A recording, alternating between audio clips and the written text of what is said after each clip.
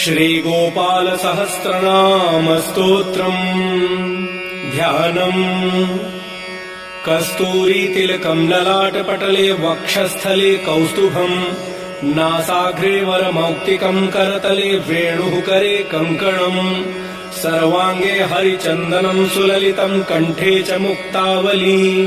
गोपस्त्री परिवेष्टितो विजयते गोपालचूडामणिः स्तोत्रम् ॐ क्लीं देवः कामदेवः कामबीजशिरोमणिः श्रीगोपालो महीपालः सर्ववेदाङ्गपारगः धरणीपालको धन्यः पुण्डरीकः सनातनः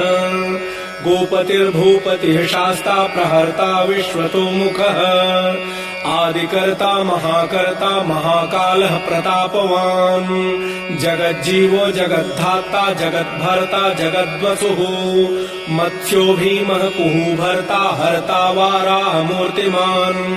नारायणो हृषीकेशो गोविन्दो गरुडध्वजः गोकुलेन्द्रो महाचन्द्रः शर्वरी प्रियकारकः कमलामुखलोलाक्ष पुण्डरीकशुभावः